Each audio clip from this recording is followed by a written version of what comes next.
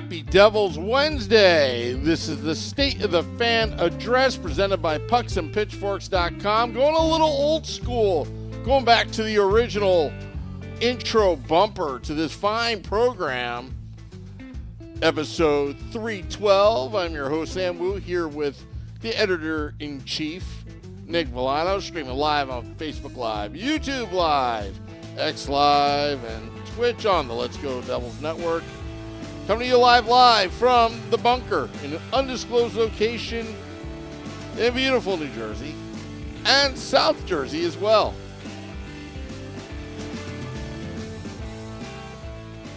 Are you just chilling to this bumper, this music? Yeah, Nick? vibing. It's been a while. Yeah, well, I'm excited for Devils hockey. I know the listenership has been up this past week. And we want to thank our following, our listeners, because, you know, in the summertime, people are down at the shore, they're on vacation, they're bantering on X, or formerly known as Twitter. We got some news today, some generic news. We got all sorts of things, but the Devils are getting national attention. 13 games exclusively, nationally televised games. Read it on pucksandpitchforks.com.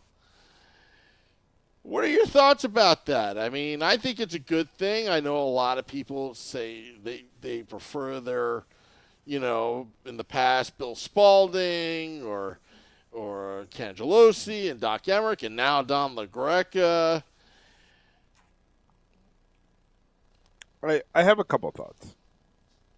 One, can I start with my conspiracy theory? We usually don't start with a conspiracy theory, but I have a good one. I love conspiracy theories. I'm all about it.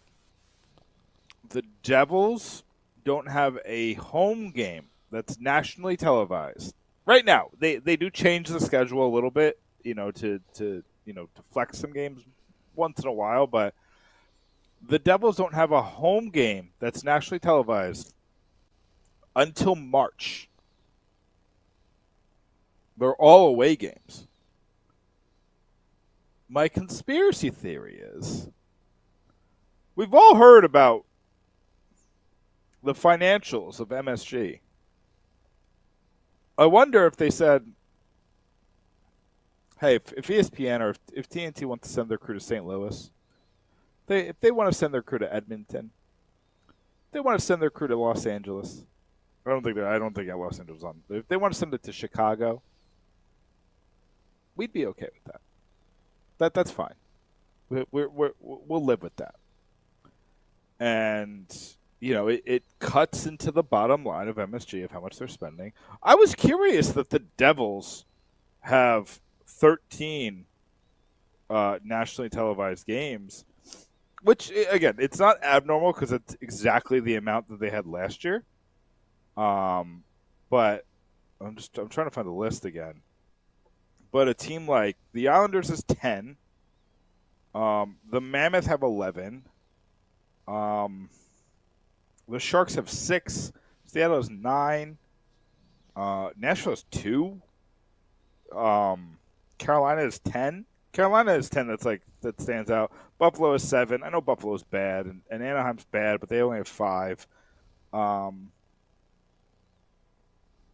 You know, the Devils are in the same stratosphere as like they have the same. Nobody else has 13 actually, which is kind of funny. The Devils are the only team with 13 exactly, but they only have 3 fewer than the Rangers. The Rangers only have 16. You know, and that's still a ton. 16 is a ton of games to be national exclusives, but I'm sure like when you look at them all, and it makes sense. You know, you got the Hughes brothers, you got Heischer, you got a really good international spectrum here. With on top of it the USA, it's really like the best of both worlds for ESPN specifically, because it's not a ton of Canadians, right? The Devils don't have a ton of Canadian stars. They have international stars like Heischer and Bratt and Timo Meier and Jacob Markstrom. And then they have USA stars like the Hughes brothers, Brett Pesce. Yeah, I wouldn't call him a star, but So you have the best of both worlds there. The only real who's the best Canadian on the Devils? It's Hamilton, right? And then, but after that, Mercer is Mercer the second best Canadian on this team? Jake Allen? I wouldn't consider them sexy, marketable names if you Right? were Yeah, trying. nobody's going to the game. Yeah, I mean to they're catch good Austin players. Mercer Don't stuff. get me wrong. I'm not saying they suck, but in terms of Sure. marketing, that's part of the business. I mean, your conspiracy theory is interesting, but what might hurt the MSG networks is that you have Devils Rangers March 7th, which is the Devils home game, and then March 18th, TNT is taking that as well. Again, those are money makers strictly because it's ratings. That's how they get paid. You can sell it. And I'm sure there's a give and take. It's the same thing with like Sunday Night Football and Monday Night Football. Like, which games do they take? Like, you still want a premiere game on Fox at 4. You still want a premiere game at CBS at 1. So it's a give and take. You don't want to play the Chiefs every week or the Eagles every week. It's so, and I think they're gonna take those Rangers Devils games because I think it's become well known. And actually, Sam, it used to be Edmonton Calgary, is it Edmonton Calgary that's the big rivalry? Well, it's the Battle of It's Alberta. I mean, yeah. So okay, sorry, I second guessed myself. Sorry. That used to be, I feel like, the big rivalry in the NHL. And then before that, it was Capitals Penguins was the big, and then Capitals Flyers before that. Those were the big money making rivalries. Is there a better one right now than Devils Rangers? Maybe you can argue Lightning Panthers just because they're better teams. But I don't know if that's a more marketable rivalry. What about the traditional, like Montreal and Boston, or Montreal and Toronto? Is there hatred there? Is it must-see TV like what the Battle of Alberta was 2 years ago? Or what? This Matt Rempe style of play that the Rangers are playing against the Devils? Not at the moment. Not at the moment. You know what I mean? Like, you can have Toronto and a lot of teams that have rivalries. And Toronto-Montreal used to be a really big rivalry, but now it feels muted. Like, the fan bases still have rivalries, but I remember yesteryear of Colorado and Detroit. Colorado and Detroit, like, that's a great example. Like, Colorado and Detroit was such a great rivalry. And I think back to the when the Devils were in those 3 cup years. And I think about like the rivalries in those moments. Call me crazy, Sam. And maybe I was just a little too young, but I don't consider the rivalries back then, the big ones with the Devils, being the Rangers. I consider it Ottawa in those later years. And then Toronto, especially in that 2000 series, it just felt like a rivalry. And I know they're not in the same division, but I'm just trying to think of like the what stands out as like feeling like a rivalry matchup. And like 2012, Devils Rangers felt like a rivalry matchup. 2023 felt like a rivalry matchup. So like we're back.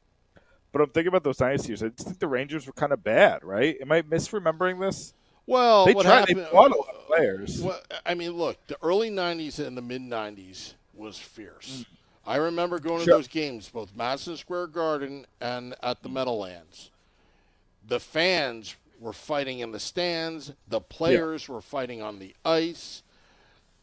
The chants, back in those days, there was no filter. And it could get ugly. And I even thought at times the vile, I don't know if this is a real word, vileness I think at one point when the Rangers started sucking in the late 90s, that I felt Devils Flyers was bigger than that rivalry. Because you think about the beef that the Flyers had with Lindros. They had Rod Brindamore. They had John LeClaire, Eric Desjardins. Their only problem was goaltending. The Brodeur Hextall thing was a big deal. Yeah, I mean, if you go back in 95 Eastern Conference Finals, Game 1, there is a sequence when Dion was in Brodeur's face in the crease, and Brodeur literally took his stick and chopped his leg, and then put him in a full Nelson after. Like, it was ugly back then. And then the 2000 Eastern Conference Final, one of the greatest comebacks ever. Oh yeah, you know, and I lived that series. I went to all those home games, Nick. Yeah, it was. I remember it happening. I just don't remember how it felt. I guess I just didn't. It felt. I wasn't that young. I was like 11. It was more intense than the Stanley Cup Finals. I will say that. From a fan standpoint, it was more intense. I do remember Dallas felt a little. I don't know if Dallas felt like, because Dallas won the year before. I don't know if they felt like they thought it was going to be easy, or they were tired from 2 cup runs. But I don't feel like they got the best of the Stars. Even though it won 6 games, it just felt like there was a lack of intensity for it being the Stanley Cup Final. Am I wrong in remembering that? They played a lot of games, a lot of tough playoff games in that 3 or 4 year stretch, the Dallas Stars. And I think Eddie Belfour, was the key component in that Stanley Cup Finals when he got knocked out in Game 1. Knocked out. Literally knocked out. Devils then, 3-1, and then that 0-0 tie, Game 5. I mean, I thought we were going to win it then. Holik had a chance. I can't tell you what it's like. I can't tell you what it's like. True story. I had just gotten a cell phone, a StarTAC tri-mode cell phone. That in the month of June of 2000. I only had 100 nationwide minutes. And I think the game was going to like 1:15 a.m. and my mother calls me, "Are you okay? Like, where are you at?" I'm like, "I'm still at the game." She did not believe me. I asked her to turn on Channel 7. And she realized the game was still going on. That's how long that game was. I think it was a 9 p.m. start back in those days. Nationally televised. Sure. Because that was a weekday too, right? That day, I would say, I would assume so. Yes, it had to have been because they won on a Saturday, Game 6 against Dallas. Yeah, because I think I was put to bed. I'm pretty sure. I don't remember seeing the end of that game, so I think I was put to bed. Am I that old? I was 11. Oh, okay. Yeah, listen, you still put to bed. I was like 21. School night. Maybe it wasn't a school night. That had to be summer, right? I think that was the first. I think that was the first playoff series I was legally able to drink. So I think I was 21 at the time. You're 10 years older than me? I was born in 78. I thought you were 8. Born in you are 10 78. years older than me. Okay. Yeah. All right. Makes sense. Yeah. Yeah, but how we got here is I look at the Devils Rangers rivalry and I don't see anything like it in the NHL. And I'm really I'm racking my brain. And again, we're within it. But I think that when I look at it, like, again, I think the Panthers and Lightning, because of how good they are, and they're vicious too. They are up there. I would consider them 1-2, but I'm trying to think. It's very hard to have that kind of rivalry because, when it first started, they were only 6.7 miles away geographically, Yep. Devils Rangers, okay?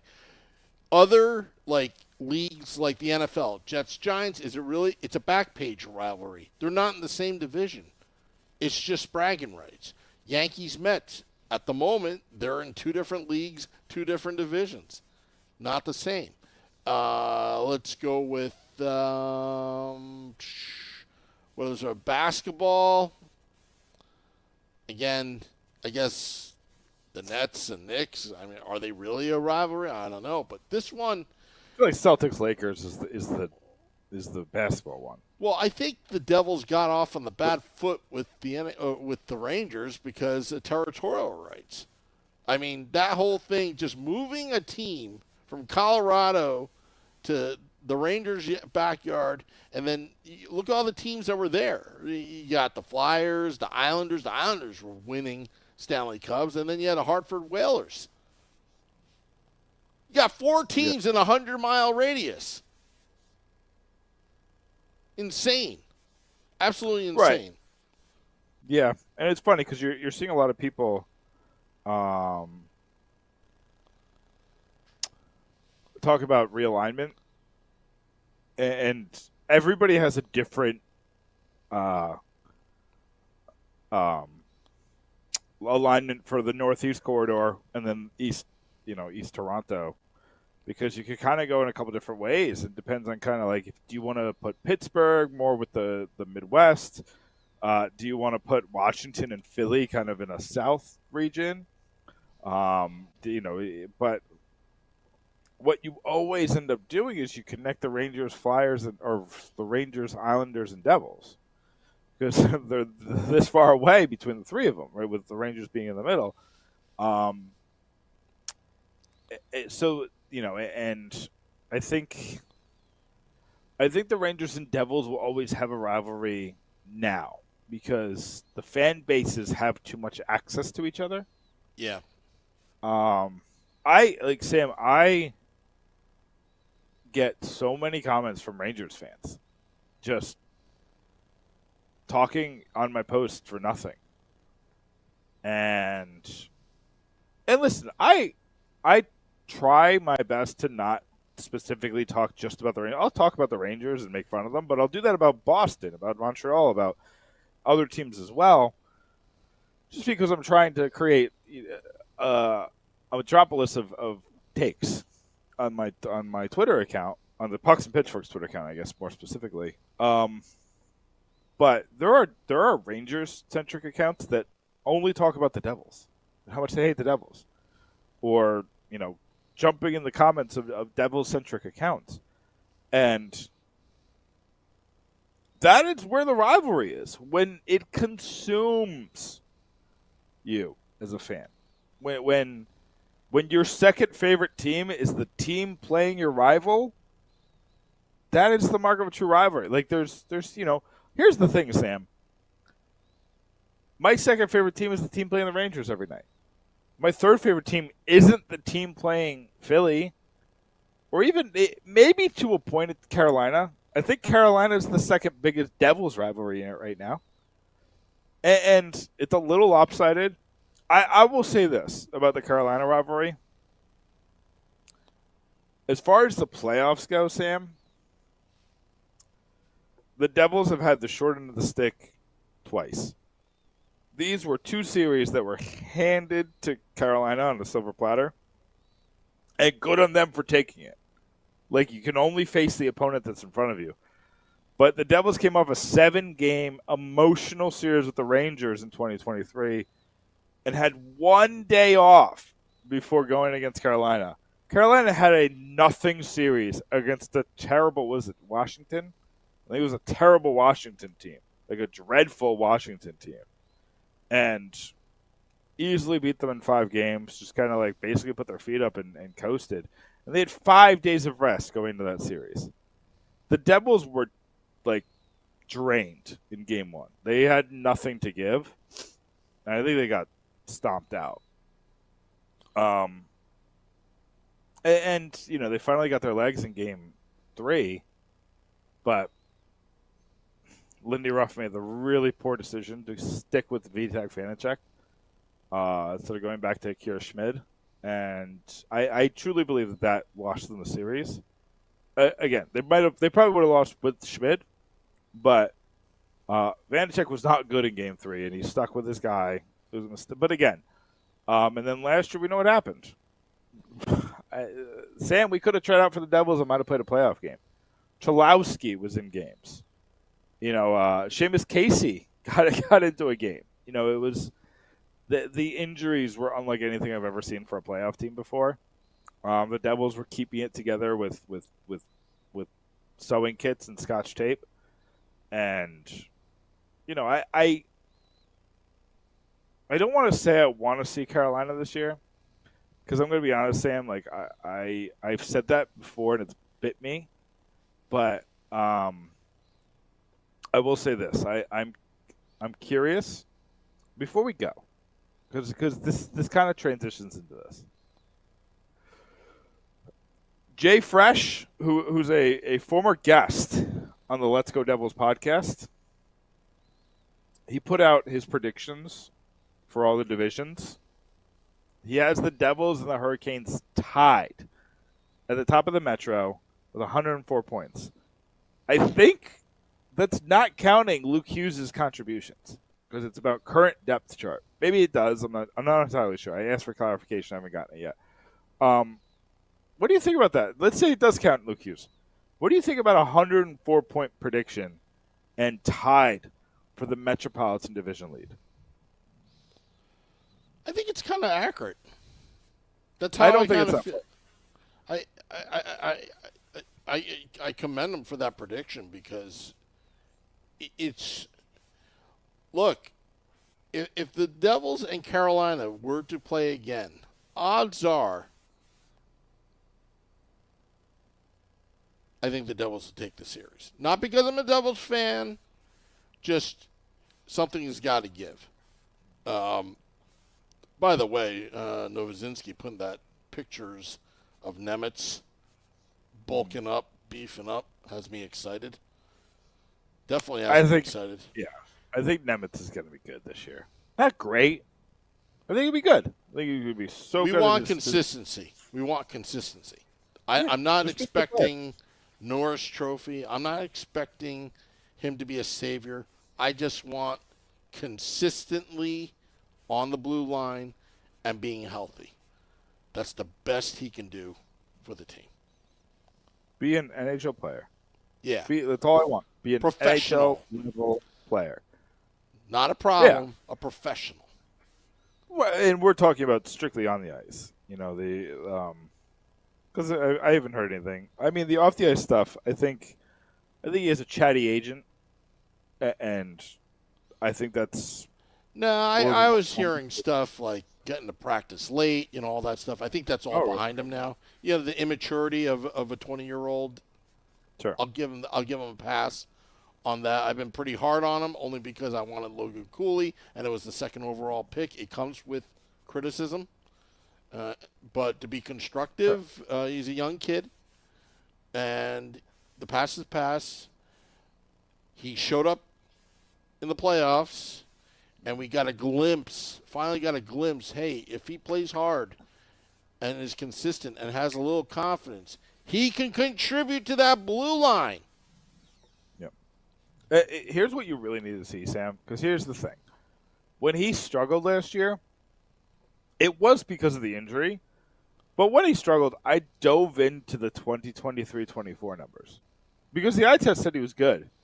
And the statistics behind those numbers said that there was some issues.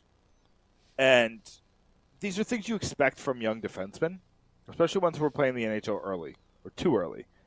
But he wasn't as good as he looked. I think it was a comparative status that he was there was times where he was the best defenseman we had, but the injuries made that apparent. That wasn't the case in the playoffs. He was legitimately a good player in the playoffs. And I think he got healthy. I think, Do you know what I think turned his season around? Weirdly, is he got to play in the AHL All-Star game. He replaced Seamus Casey, who was hurt at the time, and he seemed to have a really good time. It seemed to be the first time all season he was just playing hockey. And he returned to Utica, and he looked pretty good.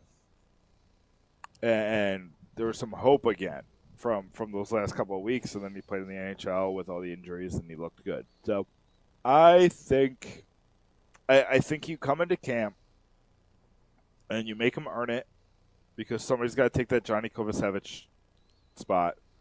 I've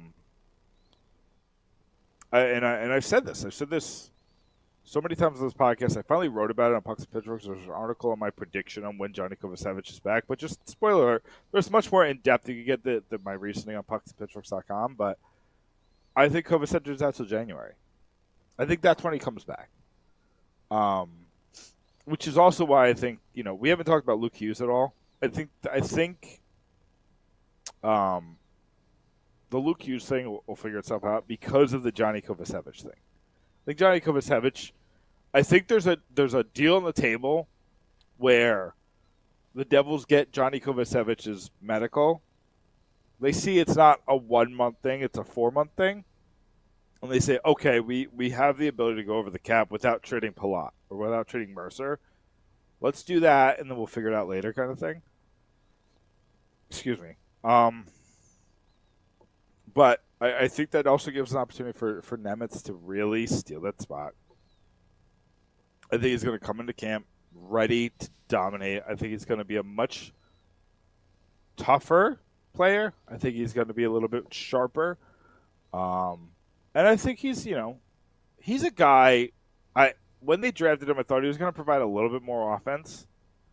But I think he's just going to be a typical, honestly, Sam, people are going to hate this comparison.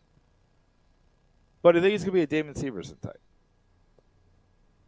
And here's the thing about Damon Severson. Severson would have been a great player if you played him on the second line, but he spent too much time on the first line. And he wasn't a first-line guy. I think that's kind of like what you're looking at Nemitz. I don't need Nemitz to be a first-line guy. Unless he's with a guy who can carry him. Maybe you pair Nemitz with Quinn Hughes when he comes here. If he comes here. I don't want to count the chickens before they hatch, but, or you pair him with Luke. I think Nemitz is becoming a much better two-way guy. He's kind of easing into the role that the Devils really want him to be. Sheldon Keefe has been hard on him at first, but I think in the long run he'll be good for him. And I think that there's a lot to learn here for Nemitz, and I think that I don't think this is trial by fire. I think this is truly going to be the chance of a lifetime for him. Well, I hope those pictures are real, and I hope he's truly working out. I mean, did you see the quads on him? Looks like he can stacked. It looks like he can block a lot of shots with those quads without any problems. That's what it looked like. He removed one of his quad muscles and put it into. He kind of reminded me of Saquon Barkley, those quads. I'm like, holy crap. And look what he's benching. Oh, just keep that flexibility. Keep that agility. I know bulking up is good. I love the beef. But speed kills. And having that agility. And in the offseason and then work on the speed in training camp. And then you kind of find a happy medium in the first month of the season. There might be some growing pains there where he loses a step and then he gains it back through practice. Because John Marino bulked up and he lost a step. So. Yeah. But here's the thing. Because if you remember, the best example of that is P.K. Subban. Yeah. If you remember, P.K. Subban had those back injuries. So he turned into a physical freak. He looked like Arnold Schwarzenegger. Yep. But he was slow. He had no more speed anymore. I think Marino was a similar story where he was trying to bulk up to not get injured. Yep. Right, to protect his body.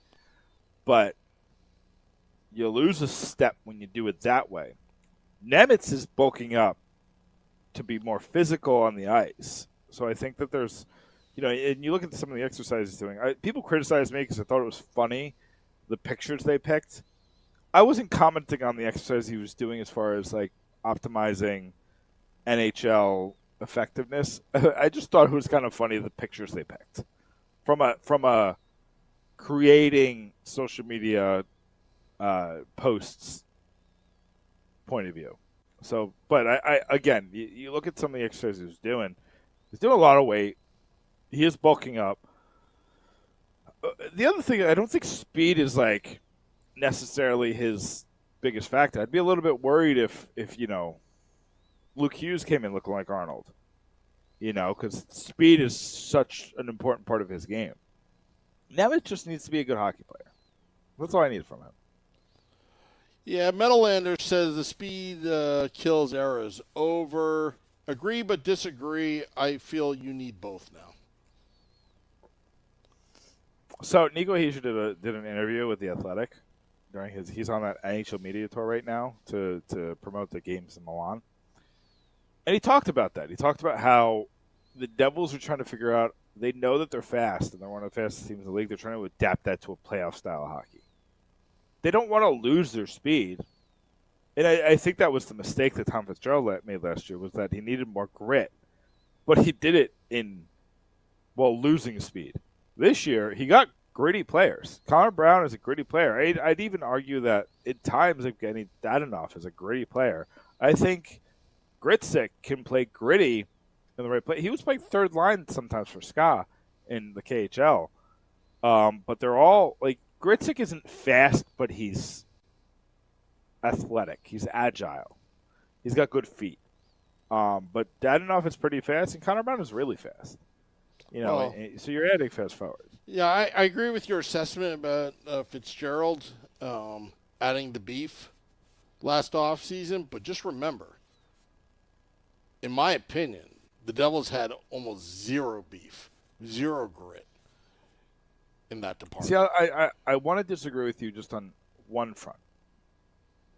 Timo Meier did such a good job of being the beef in that Rangers series. Timeout. You're just talking about one player. You need a team to. You said zero beef. I said I'm adding a 1 to that. Yeah, but you're spinning it like I'm wrong, but no, he needed a cast support. I mean, like literally, you can't just have Timo Meier should be scoring goals, not beating up on the other opponent. I get it, but I think that you want players like that. You want the Tom Wilson types, not the Men Rempty types. I want a guy who has 30 goal upside who can knock a guy out. I mean, that's what Timo Meier. I want another one, a Brady Tkachuk type, those types. That's Matthew Tkachuk. Matthew Tkachuk's kind of in a league of his own. He's like a super duper star who does that. That's pretty rare. But I think if you get another guy, where it's Timo Meier level that you compare with Jack Hughes, while you have Timo Meier with Hischier, I think you're cooking. But again, those are hard to find, and they don't have it right now. Yeah, unless Paul Cotter, Sam, if Paul Cotter spent his entire offseason in the tape room, if he spent his entire offseason in the tape room, he could be a special player. But he just... We should get him on the podcast. I should reach out to him. We should. Let me talk about this. Well, let's see if we get a couple players on before the season. Yeah. Season's upon us. I mean, prospect tournament is not too far away. After Labor Day weekend, So the rookies report on what, the 11th? September 11th? Oh, I don't know the dates. I think it's the 11th, and then or maybe it's the 10th and the 17th. We're less than a month away. We're about 20 days away from the veterans coming in. And here's the thing, before we go, Sam, we're about to we had to say goodbye, but one of the articles I wrote this week was the Luke Hughes Panic Guide. So go to pucksandpitchforks.com. I will walk you through. There's no reason to panic about losing Hughes' contract yet, except for impatience. There's nothing he's missed. He's missed nothing by not being signed. But a lot of people are freaking out because the roster's coming out, the training camp is coming out. All these things are coming out. Arbitrary, they don't matter. The panic should start on September 17th. The panic should start on September 11th. When everybody's in there and everybody's here and they still haven't hammered out a contract, be like, okay, something's happening. I'm a little annoyed. If there's no contract by September 17th, when training camp opens and he's not there, then the sweat starts. To know the other levels of stress you should feel, the panic guide, go to pucksandpitchforks.com, Sam. Wow. Great plug.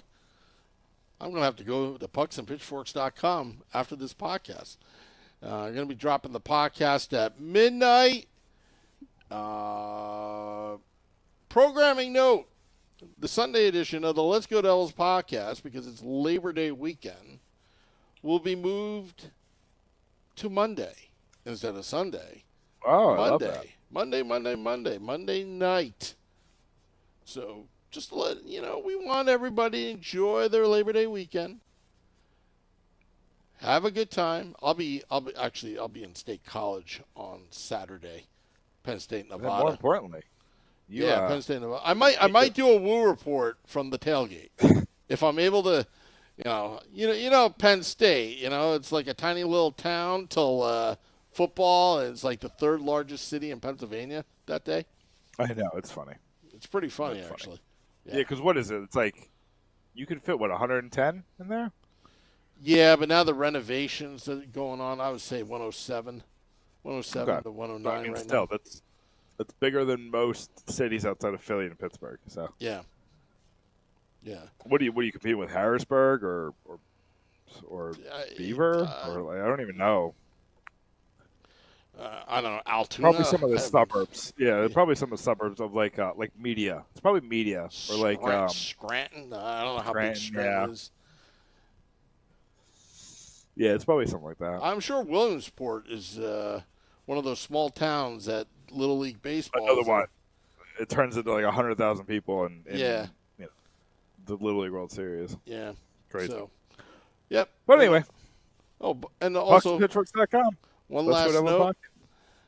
I think Penn State football is number 2 in the country, and then I saw some. I don't know if it's a legitimate publication, but it has Penn State ice hockey number 1. Really? Oh, that's true because they got McKenna. Yep. Makes a world of a difference, you know. They went to the they went to the Frozen Four, right? They lost in the Frozen Four. Yep. Just barely too. Yeah, they lost to the champions because that team beat Boston, who had Mikael Eagerhoff. Yep. Okay. There's going to be lots of articles at pucksandpitchforks.com. It's the end of the month. You're going to get, between me and John, you're going to get 25 before Monday. So, all righty. Lots of articles. pucksandpitchforks.com. Dropping the podcast at midnight. Till next time, let's go Devils.